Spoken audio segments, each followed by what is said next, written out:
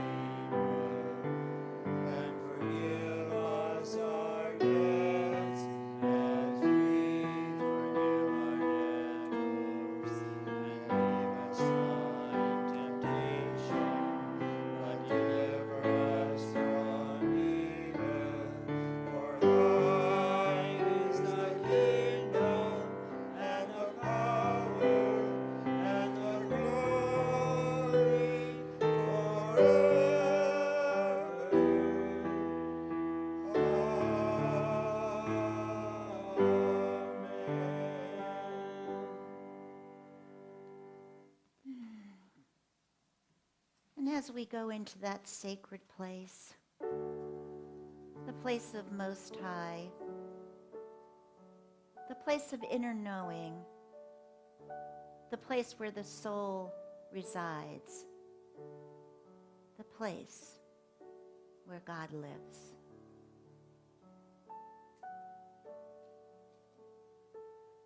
Imagine with me today the bright sun.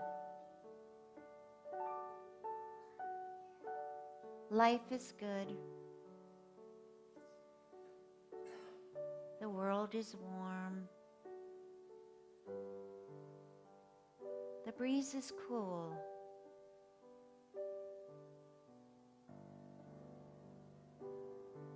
But there's just something, just one little thing that dwells in your mind. One little thing that perhaps today you would be willing to let go of.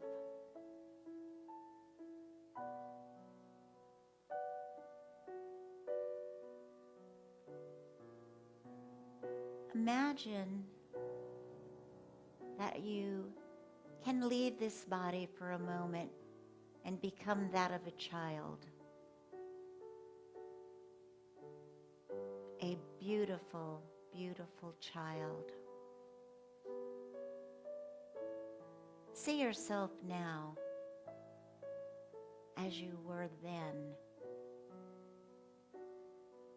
3, 4, whatever age was your happy age.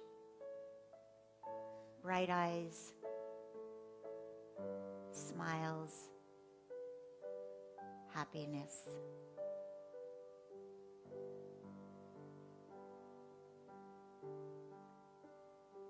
And in that space,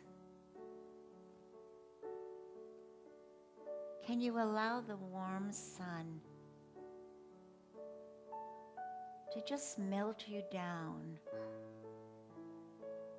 into a pool of infinite possibility?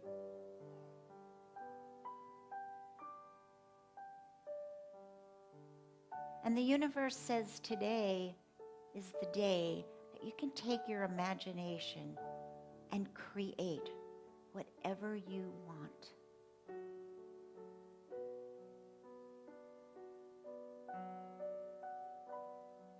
So the pool of infinite possibilities is in your power now. What is it that you would reshape for your life? Think about it. How would you reshape this beautiful child that was born of infinite possibilities.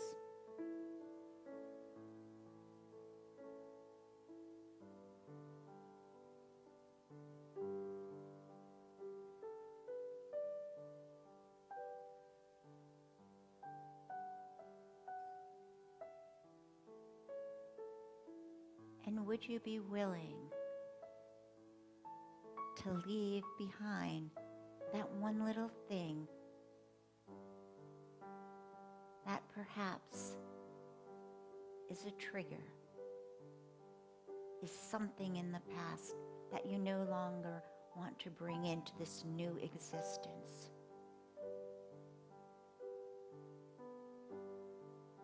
Would you lay it down?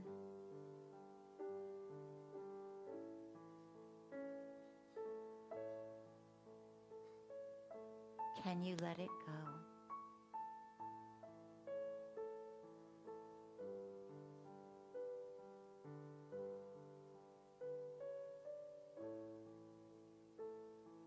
And as the day begins to end and the sun begins to descend and a cool breeze blows and it is beginning to reshape that which you have molded in your mind,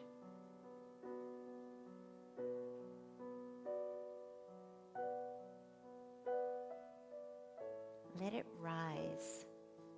Let it rise within you.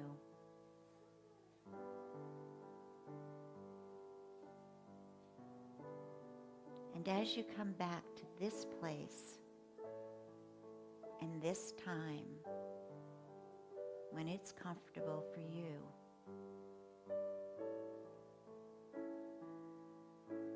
know that you have shaped a new, infinite possibility.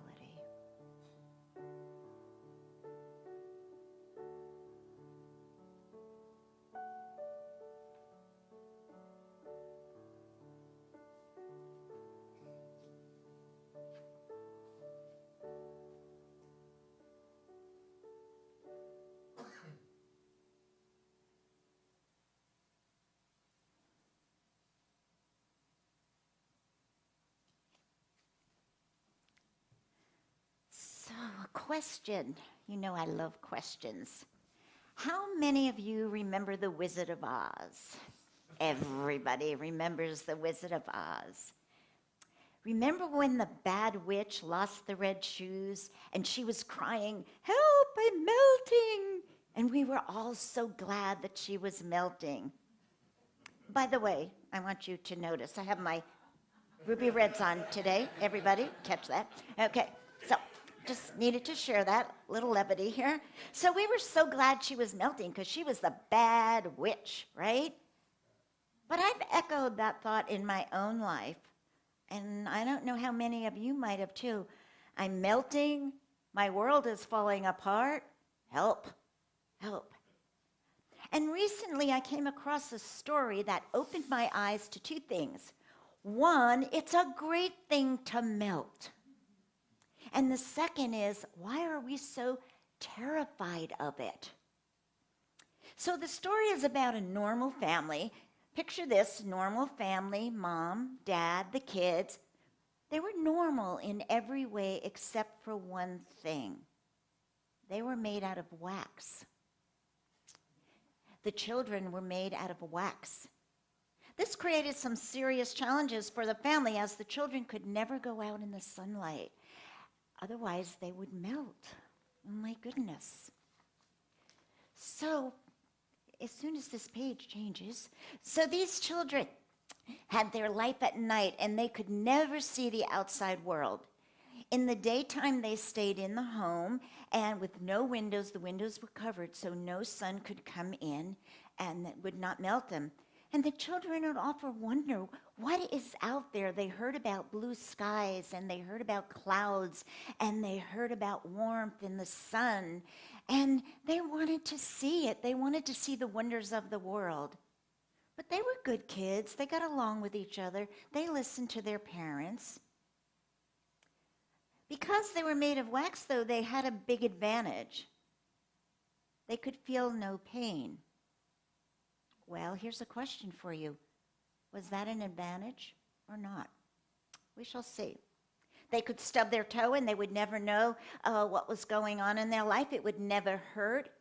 But then one day, the oldest son, he was very curious and he decided to go out and explore the world. Let's call him Alexander, because that was his name. Alexander wanted to experience the sunrise and clouds and blue skies and green flowers and trees. He had heard of all these wonderful things, and he wanted to see lakes and rivers and oceans. He wanted to see birds and fish and animals, and he wanted to see everything outside that windowless home. He was tired of the same old walls and the same old thing, day in and day out. He wanted to know what the sun felt like and how it felt to walk in the grass. Alexander wanted to experience life and see the many wonders of the world. Now remember, these children were made of wax. They had an advantage. They could feel no pain. They could stick a needle in them or in each other. They would feel no pain. And I think this is where many of us come to in our life. We want all of the riches and we want the beauty of life, but at the same time, we don't want any pain or any more pain. We don't want to melt. We don't want meltdowns, but we want it all.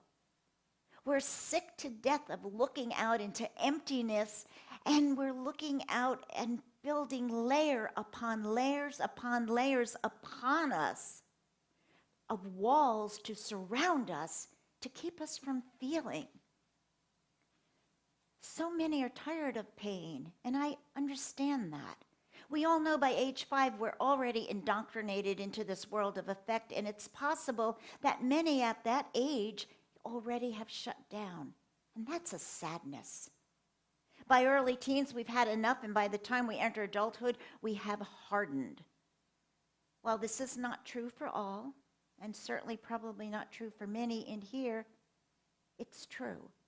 So who wants more pain? No one, right? Nobody wants more pain. But early in our life, we use our mind to figure out how to move through life with no pain. We don't do it consciously. We don't say, well, I'm going to get up today and I'm going to build a wall around me and I'm going to do everything I possibly can to avoid pain. Right? We don't do that. But unconsciously, we do it. We want love and great jobs and families and friends, but we don't want to get hurt in the process. We're afraid to change jobs because what if it's a mistake? We're afraid to leave the partner we're with because what if the next one's worse? We don't want to get hurt in the process. Alexander's family, a family all made of wax, if they step out, they melt.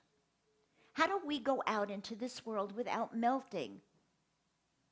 Now, as humans, we're very smart. Would you agree? We're smart. We are the highest of intelligence, unless something happens on Mars with that lake, and then we'll find something different. But right now, we win. So we figure out how to build walls to protect us. If I can build a wall, well, just maybe I won't feel anything. And you remember the Buddha taught us that avoiding pain and seeking pleasure is the number one way most people go through life. Again, avoiding pain and seeking pleasure is the number one way people go through life. So I have a question. How do we keep them from melting? We do this with being overweight, by being a workaholic. We do it with drugs, alcohol, and sex. We numb our very existence with TV. Do you know that 6 hours or more every day people watch TV? Wow, 6 hours or more. We do it with email. We do it with texting. We plug things in our ears when we run so we can't hear anything. Wouldn't it be great to run and hear birds and the wind blowing instead of things plugged in our ears? We iPod, we MyFace, we MySpace. We do anything we can not to feel. 6 hours a day of creativity ruined, eaten up by TV. And we don't even realize that we're drugged by it. I applaud the people that have no TVs in their room. You know, when my daughter did that, when my granddaughter was born, I thought that that was ludicrous. Like, oh my God, no TV. Because that was 21 years ago. Now I'm a little bit smarter, thank you God for that. But, you know, with our Google and our phones glued to our hip, this is life as we have it. How many of you panic in your house when you can't find your phone? Oh my God, where's my phone? Where's my phone? You know, you're looking, and then I think, oh, if I only had a landline, then I could call my phone to know where my phone is. Well, then maybe I could call somebody to tell me where my phone is, but I don't have a landline. Oh my God, this is awful. I come into the office and I go, oh my God, Leanne, I forgot my phone. I got to go home and get my phone. What is wrong with us? What is wrong with me? You know? So think about a candle for a minute. Think about candles. Okay, think about candles for a minute. It is just what it is until we light it. In order for a candle to give off its light, to do and be on purpose, what does it have to do? It has to melt. It absolutely has to be a light, to be brilliant. A candle must sacrifice what it has become to become something greater. These candles' purpose in life is to give light, and to do that, they have to melt. Now, do I ever melt? Absolutely. I've had a meltdown since I've been here. 2. I've been blessed by the people who have been with me in those times that held me in their arms and cradled me. And you know what? It was the best thing that happened because it released all of this stuff that was building and building. He said, she said, they did. They don't like them. They don't like them. And it's like, oh my God, I can't do this anymore. And I melted. And with that was the realization of what my responsibility is here, to heal that, to bring this side of the room and this side of the room together. One day I'm going to actually really, really confuse you, and I'm going to make you switch sides. But right now, I've done enough change, so it's all okay. So, and you know what? We say that it's great, and I want to be what I'm supposed to be. I want to be brilliant. I want my light to shine forth. But what am I willing to sacrifice to do that? What can I give up? Anger, resentment, resistance, depression, illness, arrogance? You know, I used to say, when there was a situation going on, I would say, what part did I play in that? What part am I responsible for? And I used to say that I'm 50% responsible and you're 50% responsible. What part did you play? What part did I play? Well, I don't believe that anymore. I've changed my mind, because here's what I believe. I am 100% responsible for each situation. It takes a burden off when you accept the responsibility of who to blame. If I'm only 50% responsible, then I can blame 50% on the other guy. Wow, great. No, that's not the way that we do it. It's the responsibility for me to figure out my actions, reactions, and what bothers or offends me. It's my responsibility. And it's the other person's responsibility to take 100% responsibility also. It's not 50-50. So what keeps us doing this? Is it our walls, our addictions, whatever they may be? We hang on. We hang on to fear of healing, of letting go. We hold on way too long. We stay too long at the fair. Do you remember that song, I've stayed too long at the fair? And it's the fair of despair. You know, every time we have that aha moment and that light of God, and we feel like, oh my God, I got it. I got it. And then by Tuesday you go, oh my God, I didn't get it. I got it on Sunday, I got it on Monday, but I didn't get it on Tuesday. And after those few days, then we begin to melt down.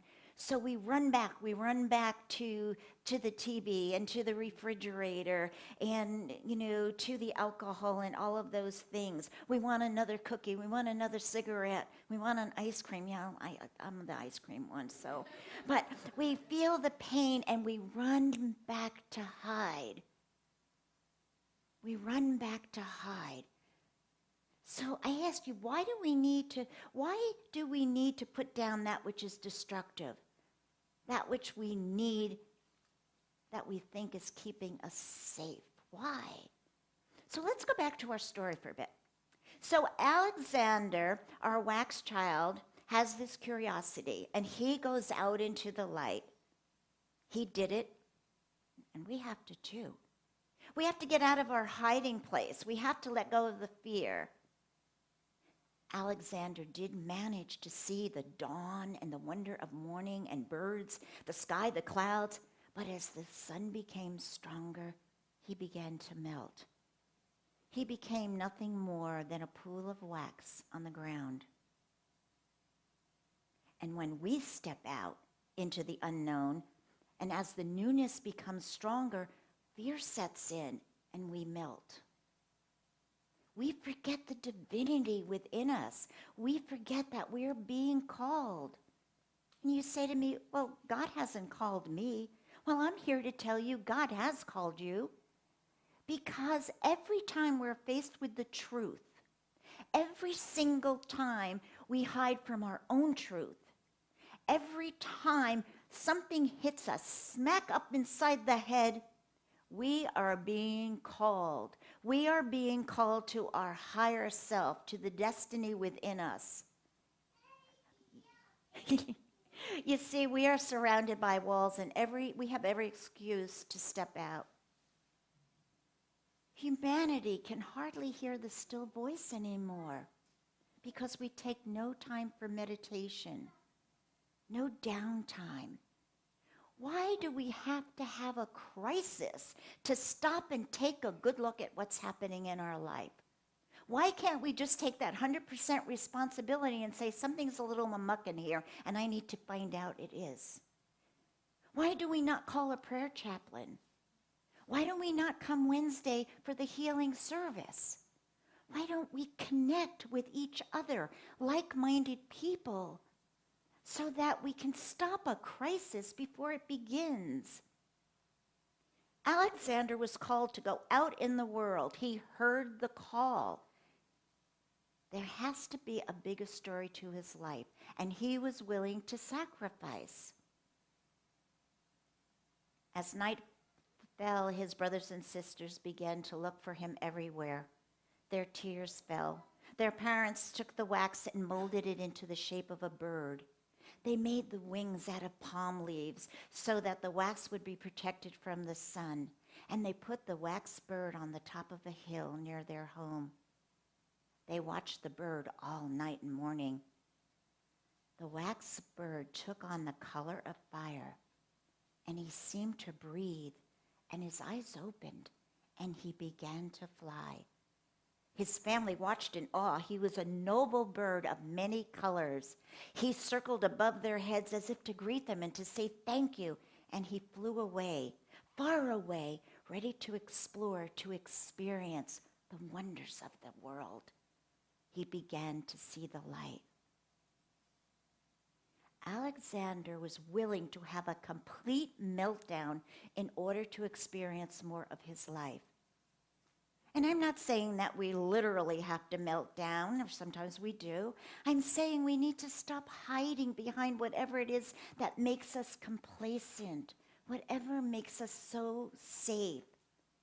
Even if we know what we're doing is not the best for us, some of us just stay there anyhow because we're so afraid to take that first step. What is it? One step at a time. One step for 1,000 miles. You remember the Buddha said it takes 1,000 years for the body to reincarnate and come back. It took 1,000 years for you guys to come back. So if you believe that, could you possibly believe that you were not meant to experience your true nature, the beauty of who and what you are? You, each one of you, and me, we have a bigger story. You have a purpose. You're a noble person with fire in your belly and wings to take off. My friends, I am asking you today to fly. Fly. This is what is called transformation. This is what we're all about. You've been called. You've been called out. You've been called to step out from your windowless home and step out into the light. Thank God you're melting.